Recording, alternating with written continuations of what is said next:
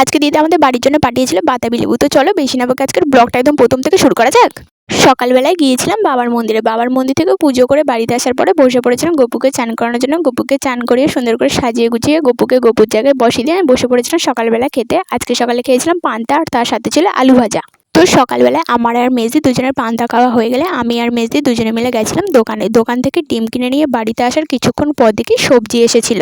তো আমি আর মা দুজনে মিলে গেছিলাম সবজি কিনতে, ভাবলাম পরের দিনের জন্য কিছু কিনে রাখলে হয়, তো ওই কারণেই গেছিলাম। তো মা একটু আলু আর গুঁড়ি কচু কিনেছিল। তো আজকে মন্দির থেকে বাড়িতে আসার পরে দিদার বাড়ি থেকে দুটো বাতাবি লেবু নিয়ে এসেছিলাম। তো ভাবলাম একটা কেটে না হয় খেয়েই দেখি। তো এদিকে আর মেজে আলু কাটতে বসেছিল, রান্না করবে তাই দুপুরে, সেই জন্য তো আমি পাশে ওই বাতাবি লেবুটা নিয়ে বসেছিলাম। ওর আলু কাটা হয়ে গেলে তারপর তাই আমি বাতাবি লেবুটাকে কেটেছিলাম।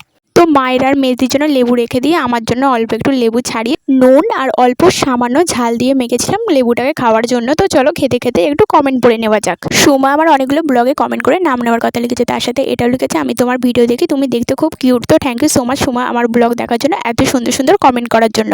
তো লেবু মাখা খাওয়া হয়ে গেলে এদিকে আমি বসে বসে দেখছিলাম ফোন দেখতে দেখতে। তারপর দুপুরে রান্না হয়ে গেলে বসে পড়েছিলাম দুপুরবেলা খেতে। আজকে দুপুরে আমাদের রান্না হয়েছিল ডিম আলু তরকারি। তো মার আজকে একটু কাজ থাকায় আজকে দুপুরে তরকারিটা মেজদি করেছিল আর ভাতটা মা করেছিল। তো ভাতটা প্রথমে মেজদি আমাকে করতে বলেছিল, কিন্তু পরে মা করেছিল। তো যাই হোক আজকের জন্য এতটুকুই, দেখা হচ্ছে নেক্সট ব্লগে।